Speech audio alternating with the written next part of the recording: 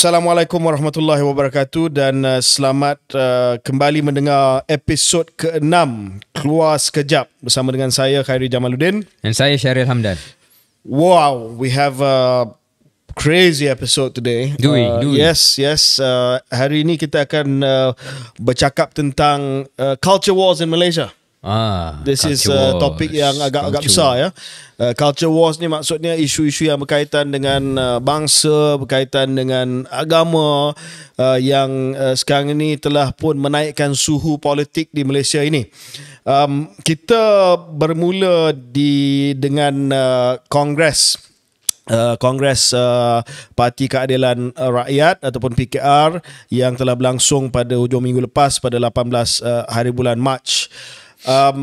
Saya nampak, Syaril, ini adalah ucapan yang paling garang, ucapan yang paling kombatif daripada Yang Amat Berhormat Datuk Seri Anwar PMX sejak beliau menjadi Perdana Menteri. Malah ada petikan daripada ucapan beliau sebut, ini gelanggang saya PKR, 4 bulan saya bersabar. Saya bicara secara tertib sebagai seorang Perdana Menteri. Hari ini saya bicara sebagai Presiden Keadilan, Gerakan Reformasi. Macam dia nak lepas geram lah. Saya rasa dia dah simpan, dia dah sabar simpan, dia dah cakap sebagai seorang negarawan, Perdana Menteri selama 4 bulan, dan kali ini dia lepas habis lah.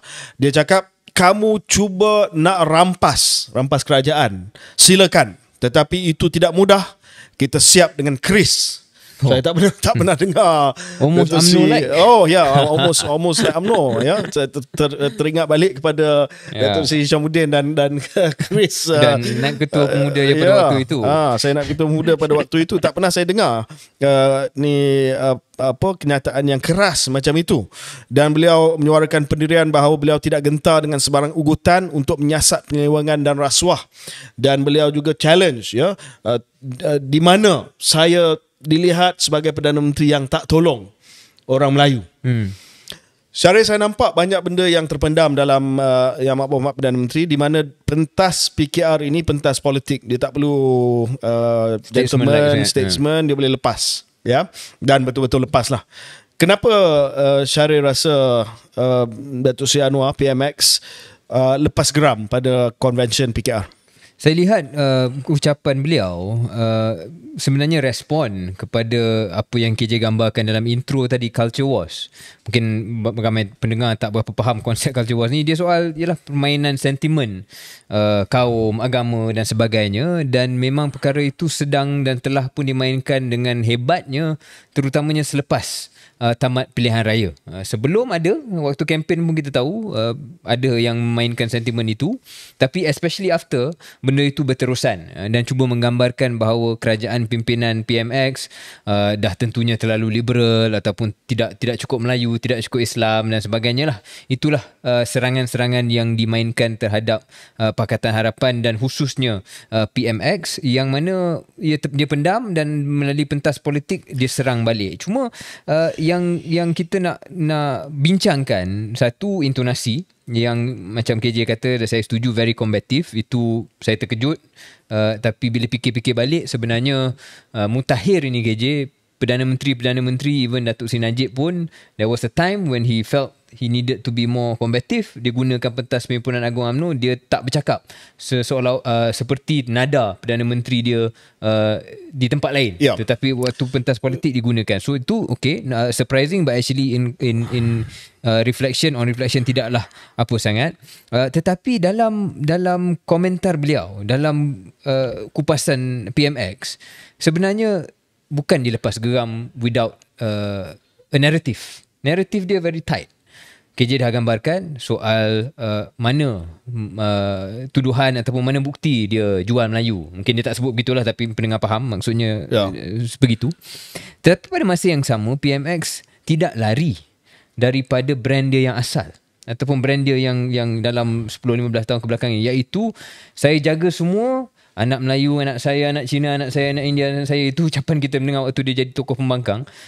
Prinsip dia masih sama. Dan dalam ucapan ini, yang mana dia nak cuba tunjukkan bahawa ada semangat Melayu itu ada, tapi pada masa yang sama dia tak tinggalkan base dia.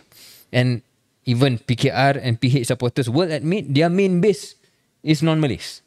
Jadi dalam merespon terhadap culture wars ni, saya tertarik kerana ini satu komitmen lah ataupun satu kaedah yang deliberate whereby dia respon terhadap culture wars ini dengan bercakap tentang isu Melayu, bercakap tentang keadilan, tentang kesejaratan, tapi tidak sekali-kali cuba nak menjadi lebih PAS daripada PAS.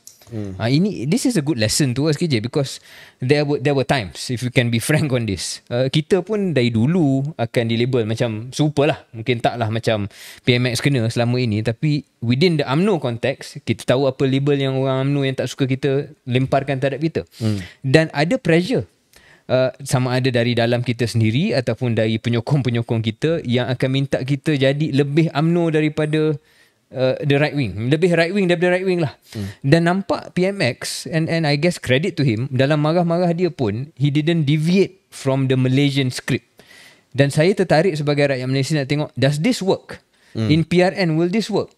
Will it work where you can challenge the attack without playing its terms ataupun on your own terms lah, not on the terms that are dictated by your opponents? Saya setuju sebahagian daripada apa yang Syaril sebutkan tadi, bahawa dalam dia menjawab, dalam dia marah dan dia terpaksa menggunakan kenyataan yang agak keras dan juga agak firm, tetapi dia juga telah mengingatkan semula asal-usul soal perjuangan sejagat Malaysia dan sebagainya. Tetapi saya sense, saya dapat kesan satu mood yang agak gelisah, agak nervous di kalangan PH berkenaan dengan culture wars ni. Jadi mungkin kalau tidak Datuk Seri Anwar sendiri, tetapi respons mereka berkenaan dengan pelbagai isu yang sedang berlangsung sekarang ni, seolah-olah nak main ataupun nak buat ambil jalan yang selamat supaya orang Melayu pun tak marah, orang bukan Melayu pun tak marah, dan kadang-kadang itu mengundang kepada keadaan di mana semua orang marah. Dan saya rasa they are very conscious, ya. PKR, PH sangat tahu tentang sentimen Melayu sekarang ini yang daripada pilihan raya umum sehingga ke hari ini tidaklah majoriti bersama dengan mereka. Dan sekiranya mereka tidak berjaya untuk mendapat sokongan daripada golongan ini, mereka akan berdepan dengan masalah pada pilihan raya negeri yang akan datang. Jadi saya rasa walaupun yes, Anwar wants to remain true to his commitment towards Malaysia, saya rasa mereka sangat nervous berkenaan dengan the Malay ground sekarang. I think that's self-evident. That's self-evident dan digunakan kegelisahan itu ataupun keadaan di mana majoriti orang Melayu dilihat masih lagi tidak bersama dengan Pakatan Harapan. We'll see whether the analysis holds true masa PRN nanti. Tapi orang menggunakan, lawan mereka menggunakan untuk double down on the culture wars lah. Untuk memainkan sentimen, dan kita mungkin bincang sikit selepas ini soal itu. Cuma dalam hal ini, KJ, saya setuju. Semua penganalisa melihat perkara ini sebagai satu ujian yang belum lagi dilepasi oleh Pakatan Harapan. Yang lain banyak je dah mungkin lepas, tapi this one, macam mana dia nak dapat a significant portion of the Malay vote. Kalau tak menang besar pun Malay vote tu mesti lebih daripada 11%, 12% seperti mana dikatakan oleh Bridget Welch, antara penganalisa yang tapi adakah gambaran yang diberi ataupun naratif yang diberi daripada convention PKR ni berkenaan dengan pesaing PH, iaitu Perikatan Nasional, adakah itu akan meyakinkan orang Melayu untuk menyokong PH ataupun adakah itu akan backfire? Saya ambil contoh ucapan daripada Yang Amat Berhormat Datuk Amiruddin Syahri, Menteri Besar Keadilan, dalam jawatan beliau sebagai Naib Presiden Keadilan di convention PKR yang lepas. Beliau sebut bahawa propaganda dan naratif yang dimainkan oleh Perikatan Nasional lah adalah seumpama naratif yang dimainkan oleh Donald Trump, dan beliau gunakan the F word, fascist. Fascist ni satu perkataan yang agak keras. Dan apa yang Amiruddin cuba menyatakan adalah bahawa basically Perikatan Nasional is fascist. Dan daripada lensa Perikatan Nasional, mereka, right or wrong, mereka cuma bangkitkan isu yang menjadi kegusaran Melayu. Dan kalau mereka bangkitkan isu yang menjadi kegusaran Melayu, adakah mereka fascist? So saya melihat, ya, saya faham mereka tidak mahu main dalam gelanggang right wing, tetapi bila mereka melabelkan fascist dan dalam media sosial, walaun Taliban dan sebagainya, adakah itu memenangi hati Melayu ataupun adakah itu akan backfire? Yeah. That's a really good observation, dan without putting moral judgment on this topic, we can do that another time or even later in this episode. Saya pun tertarik dengan possibility KJ gambarkan itu, iaitu apabila kita memperlekehkan dan cuba meletakkan label yang terlalu keras terhadap pesaing, kadang-kadang itu akan membawa kepada penyokong pesaing itu lebih berani sebenarnya. Dan mereka yang 50-50 pun, sebenarnya bukan penyokong yang dah set black and white ni dah settle lah. Just ada yang sokong PN, dia akan sokong PN. Yang sokong PH, dia akan sokong PH. Tapi yang 50-50 ni, yang ada kegusaran terhadap credibility Pakatan Harapan sebagai parti yang boleh memperjuangkan isu Melayu, Bumi Putera dan hal-hal yang sewaktu dengannya. Mereka yang 50-50 ni apabila melihat seolah-olah parti yang betul-betul all in untuk memperjuangkan isu ni pada saat ni, Perikatan Nasional, parti itu dilekehkan, diletakkan sebagai fasis, dilabelkan macam-macam dan diletakkan seolah-olah apa yang mereka bangkitkan tak ada satu pun yang kredibel, tak ada satu pun yang bagus, tak ada satu pun yang betul. Itu boleh membawa yang 50-50 atas pagar ni, in the end dia kata, kalau macam tu tak, I would rather go with the heroes that I believe in. Ataupun so kalau kita tengok di Amerika Syarikat pun ada culture wars juga. Dan bila kedua-dua belah pihak mengambil pendekatan yang agak ekstrim terhadap masing-masing, yeah, dia akan menjadi lebih berpecah, more polarized and more divided, ya. Jadi saya masih lagi ingat, ya, ini bukan sebab utamalah Pakatan Harapan versi pertama jatuh, tetapi saya masih lagi ingat Komeng yang menggunakan perkataan Taliban terhadap PAS, dan itu telah menjadi satu bahan ataupun satu perkara yang menaikkan kemarahan orang Melayu terhadap PH dan DAP pada waktu itu. Jadi saya tak pasti sama ada usaha untuk melabelkan the other side begini akan membantu ataupun tidak, ataupun just stick to PMX punya formula. Mungkin akan mengambil masa sedikit, tetapi ya, kita jaga Melayu, kita mengamalkan pendekatan pembangunan untuk semua, yang pembangunan sejagat, dan ini akan membantu Melayu kerana sasaran majoriti ni adalah orang Melayu. A positive message lah. Positive message. It's not very orang kata visceral. Ya, tidaklah kita rasa seperti mana orang yang cuba menaikkan semangat bangsa ataupun agama, tetapi saya rasa itu adalah message yang lebih baik dan tidaklah message yang akan mengundang kepada satu kebangkitan daripada pihak lawan. Mungkin PMX dan juga PKR punya wager lah, dia punya guess, dan harapan mereka ialah rakyat di Malaysia, pengundi-pengundi Malaysia apabila melihat performance kerajaan hari ini, ada sebahagian, kalau tak sebahagian besar tapi sebahagian yang signifikan, yang mungkin sebelum ni tak selesa undi dia, akan sekarang selesa.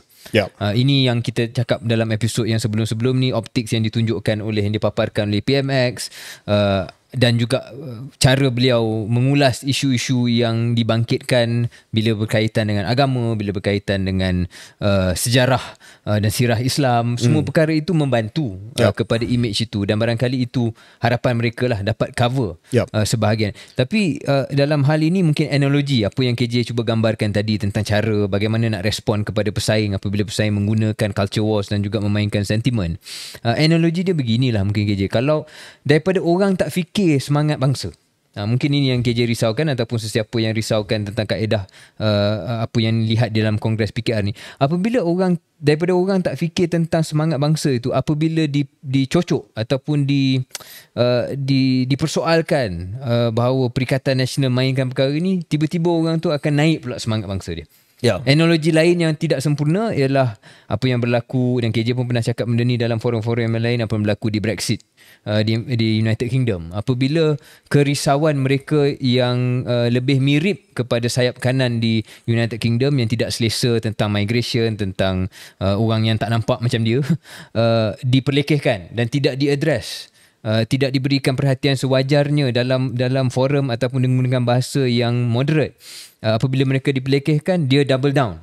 Respon mereka ialah, you make fun of me, lagilah I pergi ke site itu. Jadi mungkin itu yang perlu diperhatikan oleh PKR dan Pakatan Harapan. Okey, kita akan berhenti seketika untuk break dan kita akan kembali dengan satu perbincangan yang menarik. Adakah peristiwa 1998 masih belum selesai?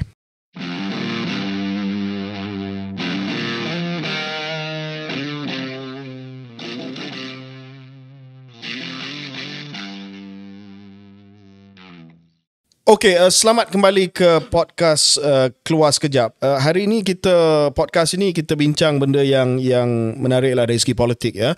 Dan kita telah mula dengan perbincangan berkenaan dengan ucapan-ucapan dan juga perkara-perkara yang telah pun dibincang di Kongres Nasional Khas PKR yang telah berlangsung pada hujung minggu yang lepas.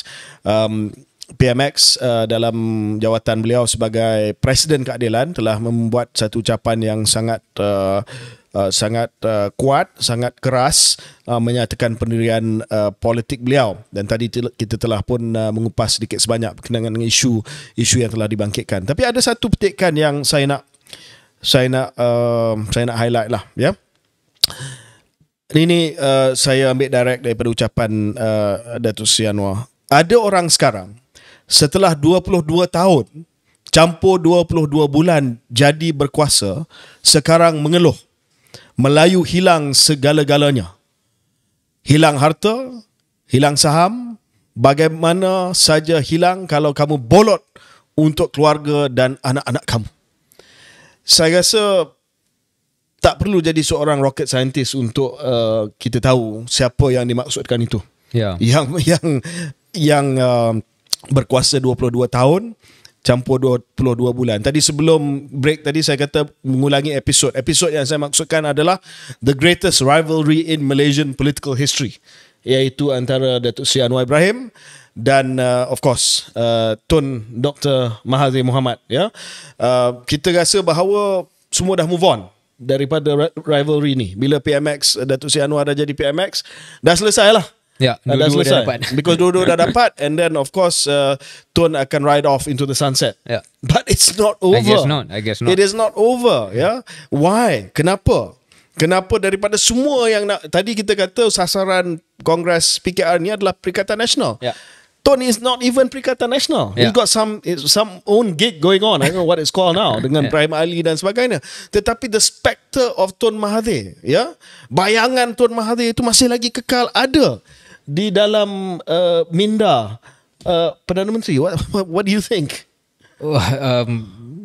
Somebody who's more expert in the psyche of people should comment on this. Tapi ternyata macam KJ kata tadi, Tun Mahathir bukan ancaman politik.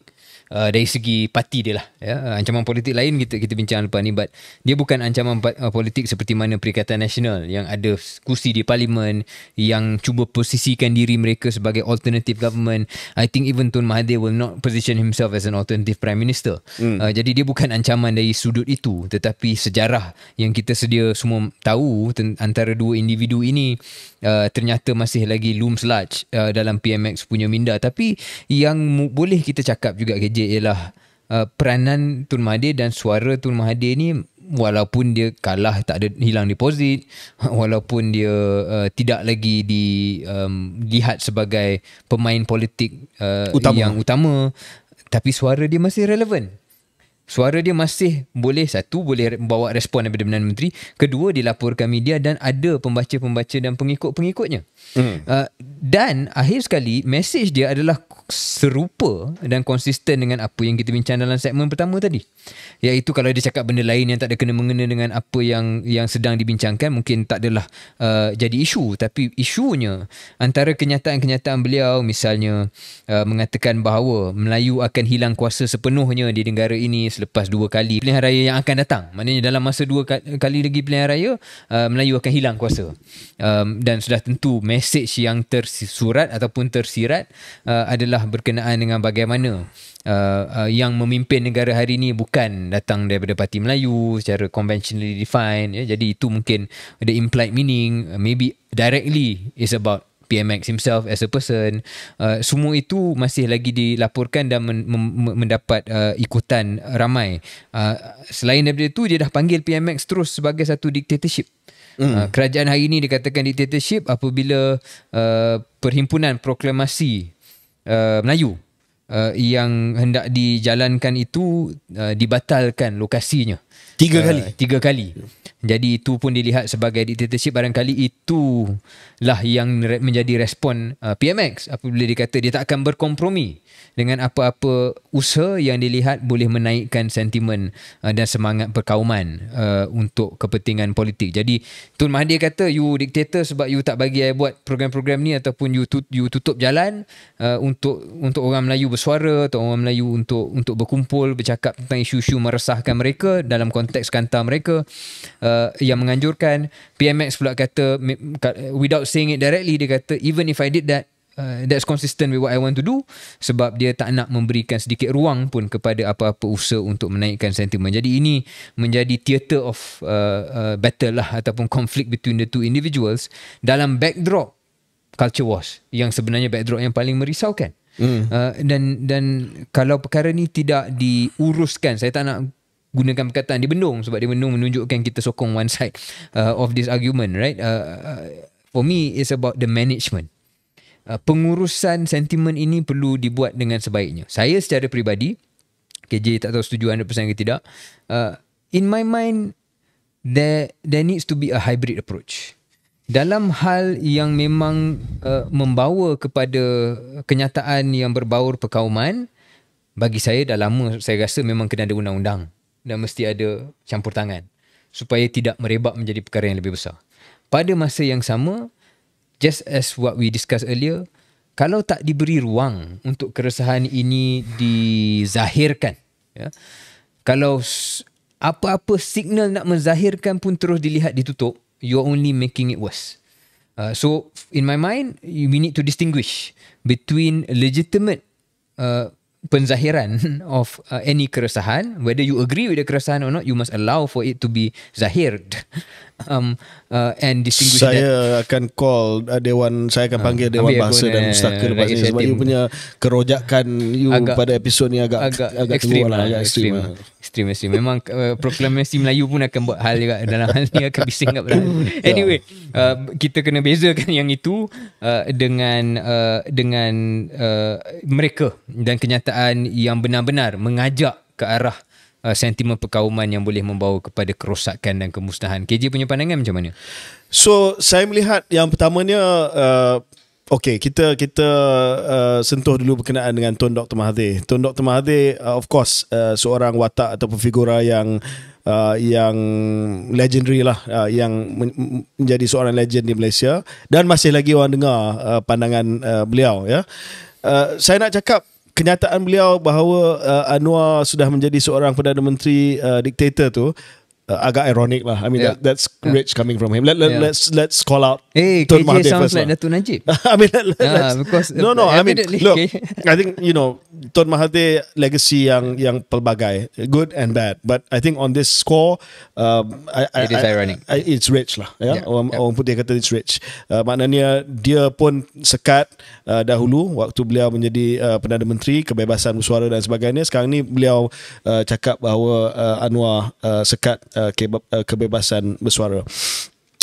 Tapi kita kena betul-betul teliti apa yang boleh dibincang dan apa yang tak boleh dibincang. Sebab kalau segala-galanya tak boleh dibincang, contohnya kita pun tak tahu proklamasi Melayu ni apakah kandungan dia, ya. Dan seperti mana yang Syahril kata tadi, Anwar di Kongres Keadilan adalah Anwar yang tulen. Maksudnya pendekatan sejagat untuk semua rakyat Malaysia. Mahathir yang tulen adalah Malay nationalist daripada dulu. So bukan perkara yang baru. Kita tahu. Zaman dulu waktu dia jadi Perdana Menteri pun dia Malay nationalist. Dia bangkitkan isu Melayu. Setiap kali ucapan dalam Perhimpunan Agung dia bangkitkan ni isu Melayu, dia bangkitkan semangat Melayu, tapi dia tidak mengancam orang bukan Melayu. Dia bawa pembangunan kepada semua dan sebagainya. Samalah approach dia. Ya, jadi kita tidak ada sebab untuk kita mensyaki bahawa dia akan guna proklamasi ini untuk buat incitement, menghasut ataupun menyatakan membuat kenyataan yang berbau perkauman, racial ataupun hate speech. Saya setuju.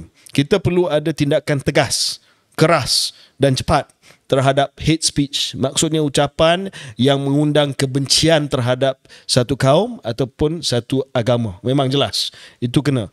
Tetapi kalau dari segi harapan yang legitimate ataupun legitimate expectation orang Melayu yang nak melihat supaya hak mereka, kedudukan mereka, status mereka dan segala-galanya lah, itu kita boleh cakap soal moral judgement kemudian ataupun keperluan. Tetapi kerisauan Melayu itu memang ada.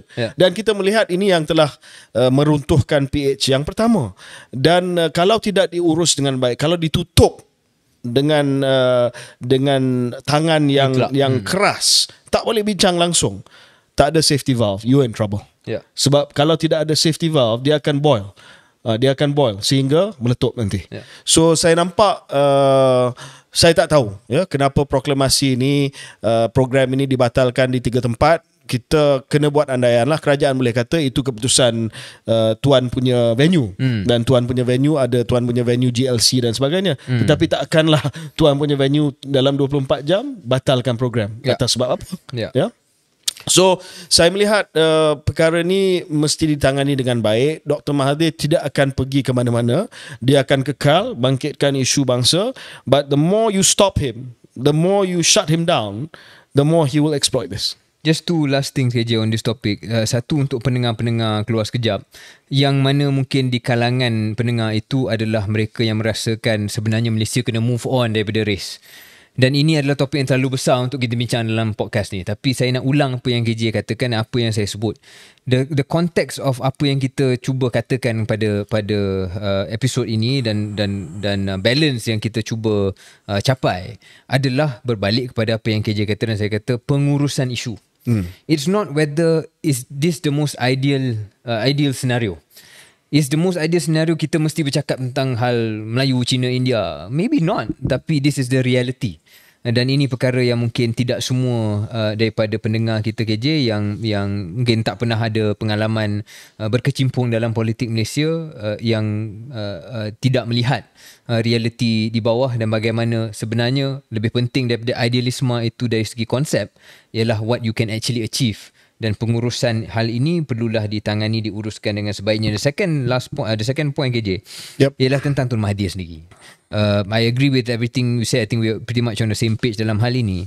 Cuma saya tak boleh tidak juga adalah rasa macam sayang jugalah kenapa seorang negarawan kenapa dia tidak boleh just end this career dengan baik ataupun tanpa kontroversi.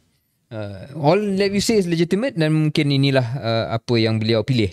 Tapi ada juga jauh di hati kecil saya, dan saya pun serupa dengan KJ. Masa saya masuk UMNO adalah zaman Pak Lah, and I define zaman itu sebenarnya in juxtaposition to Mahathir's time. I wish as somebody who has done so much for this country, even saya tak setuju dengan dia beberapa perkara, that he would, like you say, ride off into the sunset with the respect and love and adulation of everyone. Kenapa tidak begitu? Tapi saya rasa pemimpin ini berbeza. Ada pemimpin seperti Pak Lah yang telah bersara secara seorang gentleman dan langsung tidak campur tangan dalam politik, dan beliau mencari damai abadi dalam keadaan tersebut. Tetapi ada juga ahli politik, agi hidup, agi ngilaban. Selagi ada nyawa, saya akan lawan. Itu daripada bahasa Iban. Dan that's Mahathir. As long as he breathes, he will fight. So that's Tun for you. Yeah, Jadi kita akan break seketika dan kita akan kembali selepas ini.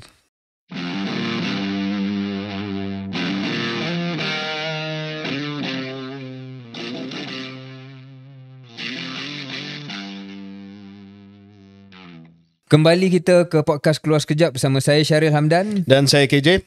KJ, sebelum break tadi kita bincang tentang Tun Mahathir, tentang permainan sentimen kaum yang dibincangkan dan direspon oleh PMX dalam Kongres Parti Keadilan. Dan kita cakap banyak tentang apa yang Tun Mahathir cuba buat dan dihalang dan sebagainya. Tetapi macam kita sebut juga awal tadi, benda ni bukan Tun Mahathir sangat sahaja yang buat sebenarnya. Tetapi yang dituduh memainkan sentimen perkauman ini sebenarnya Perikatan Nasional. Dan satu contoh yang kita boleh buat ataupun ambil di sini, komen di sini ialah soal anjuran program Jom Ziarah, iaitu anjuran Impact Malaysia ataupun anjuran Kementerian Belia dan Sukan di bawah Hannah Yeoh. Di mana asalnya program ini yang saya dimaklumkan ataupun saya baca dah dibatalkan. Patutnya memberi option kepada peserta-peserta program untuk ziarah gereja, ziarah rumah ibadat, termasuk gereja, untuk mendapat lebih banyak pemahaman tentang budaya lain, agama lain dan sebagainya, dan itu diserang oleh ahli-ahli politik Perikatan Nasional sebagai satu simbol di mana kerajaan hari ini tidak cukup Islamik ataupun tidak cukup Melayu. KJ, rasakan adakah ini satu perkara yang fair untuk Perikatan Nasional buat, ataupun ini storm in a teacup yang sepatutnya tak perlu? Okay, so segala culture wars ataupun perang budaya ini telah pun bertumpu kepada satu isu ni, ya. Ini menjadi minggu lepas ni lah, minggu lepas ni ini menjadi epicenter dia lah, ya, iaitu isu berkenaan dengan projek artikel 11 Jom Ziarah, seperti mana yang Syaril sebutkan tadi, yang dibuat oleh sebuah agensi Kementerian Belia dan Sukan, Impact Malaysia. Impact ini dulu nama dia adalah I Am For You. Impact ini pun adalah legacy bosku, your new favorite guy. Bosku. So anyway, tuduhan dan serangan seperti mana kita sebutkan tadi, serangan culture wars ni bukan hanya dibuat oleh Tun Mahathir, tetapi dibuat oleh Perikatan Nasional juga. Perikatan Nasional sebagai pembangkang banyak bangkitkan isu bangsa dan juga isu berkaitan agama, dan mereka membuat tuduhan bahawa Jom Ziarah ini telah melibatkan belia-belia beragama Islam yang telah pun dibawa untuk ziarah gereja, dan ini dilihat sebagai satu benda yang sensitif. Malah ada negeri yang kata tak boleh, tak boleh melawat pusat ataupun tak boleh buat program tak boleh buat program di rumah ibadah yang lain. Dan Hannah telah diserang. Dan antara sebab Hannah diserang adalah sebab Hannah Yeoh adalah seorang ahli politik yang menunjukkan bahawa beliau adalah seorang yang very religious. You know, her faith is very public. Dan nothing wrong with that, tak salah untuk kita menjadi seorang politik yang menunjukkan bahawa agama ataupun kepercayaan kepada mana-mana agama kita adalah salah satu perkara yang penting kepada identiti kita. And she's known for this. That's her identity, someone who feels very strongly about her faith, but she becomes an easy target. Easy target, satu sasaran yang mudah disebabkan beliau. So subkonteks dia adalah ini adalah serangan daripada tangan-tangan yang gaib ini, kata Hannah Yeoh buat program di bawah kementerian beliau untuk membawa remaja dan belia Melayu ke gereja dengan tujuan untuk mungkin promosikan agama Kristian kepada golongan tersebut. Itu the most saya rasa serangan yang paling kasar lah yang dibuat terhadap Hannah. I don't know Hannah well. Malah sewaktu dahulu sebelum kerajaan PMX dan Wak Zahid ni, beliau pernah keluarkan kenyataan-kenyataan dalam social media beliau yang agak bitter terhadap Barisan Nasional dan UMNO. Sekarang ni tak adalah sebab Wak ada satu geng dengan Wak. So I don't know her, and in the past banyak kenyataan yang agak bitter, tapi saya baru jumpa dia. Ada program pada hujung minggu lepas bersama dengan Duli Amat Mulia Tengku Mahkota Johor di Stadium Nasional Bukit Jalil, dan saya tanya kepada beliau berkenaan dengan isu ini. Saya dengar penjelasan beliau yang di Dewan Rakyat yang program ini tidak melibatkan individu beragama Islam dalam aktiviti ziarah gereja. Jom Ziarah adalah usaha untuk mengenali perbezaan agama. Malah Kementerian Perpaduan Negara pun pernah buat program yang seumpama ini. Why is she being targeted? Dan setelah saya bincang dengan beliau, I believe her. Saya percaya apa yang dia cakap, bahawa dia sendiri pun tak tahu tentang program ini. Saya pernah jadi Menteri Belia dan Sukan 10 tahun lepas di tempat yang sama dengan YB Hanayo. Takkanlah saya akan tahu setiap satu program kecil yang dianjurkan oleh setiap agensi saya. Dan I believe her that she didn't even really know that this program was going on. Dan saya percaya sebab ini program yang saya difahamkan melibatkan kumpulan yang kecil saja. Takkan dalam perhatian menteri. Dan saya percaya bahawa apa yang disebut bahawa tidak ada individu yang beragama Islam yang pergi ziarah dan sebagainya. Tetapi malangnya isu ni dah jadi terlalu besar. I take her for her word that she didn't know and that she didn't promote the program, and now that dah jadi isu, dia kata dia akan serahkan program ini kepada Kementerian Perpaduan because she doesn't want to have anything to do with it untuk mengurangkan pertindihan dan sebagainya. Tapi dalam hal ini saya rasa tuduhan terhadap beliau adalah tidak adil, ya, dan saya percaya niat Impact Malaysia untuk kita meningkatkan kesedaran berkenaan dengan agama-agama lain ini bagus. Cuma cara dia saja. So bagi saya kita kena tengok balik, dan saya nak rujuklah kepada dalam banyak-banyak kenyataan yang kita dengar tentang isu ini, kita hormati pendirian daripada negeri-negeri. Malah Menteri Agama sendiri telah menyatakan bahawa ini terpulang kepada negeri lah. Kalau negeri membenarkan, okey, sebab agama tak boleh, agama boleh di bawah negeri. Agama di bawah negeri memang jelas, ya. Tetapi untuk negeri yang membolehkan, sebagai contoh, dan antara pemikir Islam yang saya paling suka dalam negara kita, and I love this man, Dr. Zulkifli Al-Bakri, bekas Menteri Agama waktu kerajaan Tan Sri Mahyudin. Saya sempat bersama dengan Dr. Zul. Dr. Zul punya kenyataan adalah kalau perkara ini tak boleh dielak dan dibenarkan, kita keluarkan satu garis panduan berkenaan dengan lawatan ke rumah ibadah yang lain. Mungkin sebagai contoh, di negeri yang membenarkan, kita dijemput oleh kawan baik kita, yang kebetulan kawan baik kita Kristian, kita Islam, untuk menghadiri majlis perkahwinan beliau di sebuah gereja. Takkan kita tak pergi? Tapi kalau kita nak pergi, mungkin kita tak pernah pergi ke gereja dan kita risau nak pergi gereja. Tak ada garis panduan apa yang boleh dibuat bila kita masa nak berdiri. Adakah kita berdoa bila mereka berdoa? Benda tu memang mungkin obvious untuk setengah pihak, tapi setengah pihak yang tak pernah masuk, dia rasa takut. So saya rasa pendekatan itu the most practical lah, ya, Syaril. Minggu lepas KJ ada bagi kongsi sedikit personal story. Maybe this is an opportune moment for me to do the same. KJ tahu, mungkin ramai juga yang tahu, ibu saya mualaf.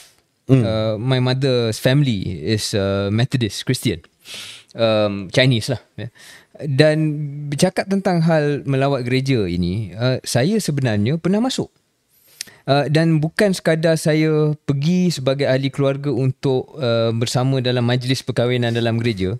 Saya pernah jadi ring bearer. I've been a ring bearer for pembawa cincin. Pembawa cincin lah. Which satu budaya lah yang dibuat, dan bukannya budaya agama pun, bukan budaya Kristian pun, tetapi is a norm. Akad nikah pun ada pembawa akad nikah cincin. Pun ada bawa cincin, bawa biasanya antaran. budak kecil lah. Saya budak kecil. Sorry. Saya berumur dalam 7 ke 8 tahun. Masih ada gambar lagi hari ni. Tetapi apa yang saya nak bangkitkan di sini, kerana KJ kita tahulah bila kita cakap tentang isu-isu macam ni, the first attack yang selalu akan bagi pada sesiapa saja adalah, you bukan orang agama, you rujuklah pada orang yang lebih arif tentang hal ni, which is fair, which is what you were trying to say about Dr. Zul dan sebagainya. Tapi dalam hal ini pengalaman peribadi saya, dan kenapa saya bukan sekadar nak defend Hanayo ataupun program ini dari segi Hanayo tak tahu pun pasal program ini, tapi juga nak bukan defend program ini, tapi mempersoalkan kenapa perkara ini dimainkan, ya, kita dalam tema episod ni, Culture Wars, yang saya rasa tak wajar dan terlalu cepat kita mengadili. Kerana dalam kes saya dah tentu sebagai seorang 7-8 tahun, the first person I refer to is my father. ayah saya seorang Melayu Islam. Dan saya nak ceritakan pada KJ dan pada semua pendengar, sebenarnya saya punya idol dalam soal membentuk jati diri saya sebagai seorang yang Muslim, tapi sebagai seorang Muslim yang juga sayang dan juga kisah tentang kaum lain dan semua manusia lain, tak kira apa latar belakang mereka, ialah ayah saya sendiri. Kerana ayah saya datang daripada latar belakang yang biasa, berkahwin dengan mak saya, mualaf macam saya sebutkan tadi. Tapi antara perkara yang saya nampak dia cukup hormati ialah budaya mak saya. Selagi apa yang mak saya buat itu, ibu saya buat itu dan family ibu saya buat itu tidak melanggar syariat Islam, pembabitan kita dalam budaya itu dia pastikan as long as it doesn't kacau iman, teruskan. Ya. Teruskan. Ya. Dan saya masuk gereja, saya jadi ring bearer, saya tak rasa saya punya iman tercabar sekalipun. Ya. Dan mungkin orang kata, that's you, that's your story. Doesn't mean fair. I'm not saying benda ni maknanya orang lain kena buat. Tidak. Tapi maksudnya, kalau benda ni diurus dengan baik. Ya. Balik pada KJ punya point, garis panduan kalau ada, saya tak rasa dengan sendirinya masuk mana-mana rubah ibadat tu, kalau tujuannya betul, tujuannya bukan untuk kita nak mengagungkan agama lain, kalau kita datang daripada agama Islam dan bukannya kita nak check agama ni menarik lah nak masuk, tidaklah langsung sebegitu, tapi lebih kepada tujuan-tujuan yang lain. Saya rasa dengan garis panduan dan oleh orang yang sewajarnya dan pihak yang sewajarnya membolehkan perkara ini jadi okey dan mencapai matlamat positif yang hendak dicapai. So seperti mana yang kita sebut tentang perang budaya ataupun culture wars tadi, dia bagaimana nak uruskan benda ni. Dan saya nampak pendekatan yang dicadangkan oleh Dr. Zulkifli itu sangat-sangat baik, sebab ialah Syarif, bukan semua macam you. We have to accept this. Saya pun dulu dibesarkan, sekolah rendah saya adalah sekolah Katolik di Jepun, sebab ayah saya, arwah bapa saya kerja dekat Jepun. Dan saya belajar di sekolah Katolik. Cikgu-cikgu semua adalah padri, Brother Raymond dan sebagainya. Dan setiap pagi dia ada morning prayer. Saya tak mengikuti morning prayer tersebut. Saya diam sajalah. Tak ada masalah. I'm still a Muslim, ya. So kita pun ada sekolah-sekolah missionary mubalik di negara kita, tak ada masalah, ya. So yang penting mungkin kita ni ada pendedahan daripada dulu, tetapi yang mereka yang tak pernah pergi, yang tak pernah masuk ke sekolah mubalik, sebab itu pentingnya ada garis panduan. I think it's very good suggestion, ya. Tetapi saya nak mengurus masalah ini kena ada hikmah dia. Kena ada hikmah, ya. Saya ambil contoh, hikmah dalam keadaan ini adalah bagaimana kita menurunkan suhu. Dr. Zul dengan cadangan dia menurunkan suhu. Ada satu kenyataan yang saya baca, ya, daripada Yang Berhormat Syed Saddiq, Presiden muda. Dia terasa tercabar dan saya tahu dia datang daripada mana. Dia multi racial, dia nak melihat kepada keharmonian agama dan sebagainya. Niat tak salah, tapi dia punya kenyataan, saya mengarahkan 100,000 ahli muda pergi ke rumah ibadat yang lain. Itu telah mengapi. You should see the sentiment dalam Twitter. Twitter ni Twitter Darul Liberal, ya. Tapi Twitter Darul Liberal pun mengecam dia, sebab dia tidak membantu dalam keadaan ini. Dalam keadaan tersebut, you're supposed to lower the temperature, menurunkan suhu, bukan untuk mencabar sensitivity. I think that's a fair point. Mungkin niat apa yang Yang Berhormat Muar nak buat tu mungkin bukanlah negatif, tetapi dalam konteks menurunkan suhu, menguruskan keadaan, tidak membantulah dalam hal ini. Dia cuma menambahkan lagi api kesangsian bahawasanya program yang membolehkan kita masuk dalam gereja ni ada niat-niat tertentu dan kesan-kesan negatif kepada iman dan juga kepada sanctity of Islam as the official religion. Okay, 5 minit yang terakhir ini saya agak berwaspada, sebab saya tak nak buka topik yang kita tak boleh selesaikan perbincangan itu. Tetapi saya terpaksa bangkitkan isu ni dalam 5 minit yang terakhir. Pertamanya, tahniah dan syabas, tahniah yang setinggi-tinggi tahniah kepada Tan Sri Michelle Yeoh kerana telah merangkul dan memenangi anugerah Academy Award ataupun Oscar. Yep. Terus Dan tengok belum movie menjadi tu? saya pernah tengok, saya dah tengok dah. Everything Everywhere All at Once. Basically it's all about quantum physics. Everything Everywhere All at Once. No, I was just saying I'm the typical Malaysian. Dah dapat hadiah ni barulah I nak Baru nak pergi tengok. tengok. I tengok sebelum ya. So tahniah kepada Tan Sri Michelle menjadi wanita Asia pertama dan juga rakyat Malaysia yang pertama yang menang. Of course, bila menang, semua rakyat Malaysia mengucapkan tahniah, dan adalah muncul terutamanya dalam Twitter Darul Liberal ini, do not claim credit for her victory, sebab dalam filem ini ada unsur-unsur LGBT. Kita punya dasar pembangunan filem di negara kita pun sangat-sangat kuno. Filem seperti Mentega Terbang ini pun jadi polemik yang kita tidak akan kupas pada hari ini. Dipertikaikan, tidak ada artistic freedom di Malaysia. Jadi bagi saya of course ini semua adalah isu. Ini semua adalah isu, dan kalau kita tengok sejarah Tan Sri Michelle, memang betul beliau telah berhijrah ke Hong Kong untuk bertapak di sana sebelum pergi ke Hollywood ya. Jadi beliau tidak menjadi seorang pelakon di Malaysia dan mengasah bakat di Malaysia, tapi beliau telah pergi ke Hong Kong dan seterusnya menjadi seorang selebriti ataupun pelakon di Hollywood. Tetapi itu tidak bermakna bahawa we cannot feel proud of her. Itu maksud saya. Why must we always conflict? Kenapalah kita ni parti pupa? Asal ada orang Malaysia yang berjaya, walaupun dia tidak mengasah bakat kat sini, kata jangan ucapkan tahniah, jangan claim credit, sebab ini tidak kena-mengena dengan Malaysia. Why can't we just lighten up sometimes? Because this is 21st century Malaysia. Oh, come on. in which we will always find things to ground. Saya bercakap ni bukanlah untuk memperlekehkan ataupun mengejek pendengar ataupun Twitter Darul Liberal, tetapi itu realitinya kerja, dan kita dah merasakan perkara ni ya. Kita dah merasakan perkara ni where nothing really gets celebrated without caveats. Mesti akan ada sesuatu yang tak kena, mesti ada sesuatu yang tak betul, dan ini tidak bermaksud isu-isu yang dibangkitkan itu tidak legitimate. They're valid issues, of course. Tapi saya setuju dengan KJ. Mungkin KJ tak sebut macam ni, tapi correct me if I'm wrong KJ. Apa yang KJ cuba sampaikan ialah ada saat-saat tertentu, ada ketika-ketika tertentu, kalau boleh kita puas benda-benda yang lain, kita raikan benda yang baik dan positif tanpa kita mempolemikkan. Kalau besok ini Lizija tak menang kan All England ni, tapi kalau besok kalah. Whatever pemain badminton yang menang dan sesuatu dipolemikkan, itu pun kita akan kesal, sebab kita nak pada saat-saat tertentu isu kaum tak masuk, isu dia datang dari mana tak masuk, isu dia sokong Perdana Menteri mana dulu, macam Michelle Yeoh ni ada juga isu dia sokong siapa dulu. Betul. Janganlah pada semua ketika benda ini dijadikan perkara untuk mengurangkan rasa bangga kita, happy kita, sebab we need good stories. We need happy times, yo. Happy times. Dan sometimes even when good news, we don't celebrate it. Memang betul. Ada banyak isu di sebalik pembangunan bakat filem dan sebagainya.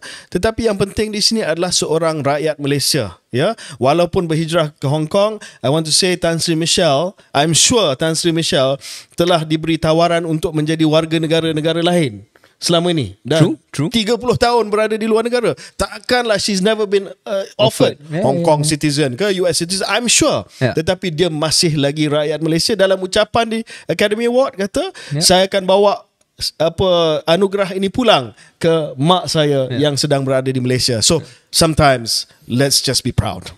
On that note, is that it? That's it. Okay. Very good way to end. Kita jumpa lagi minggu depan dalam Keluar Sekejap.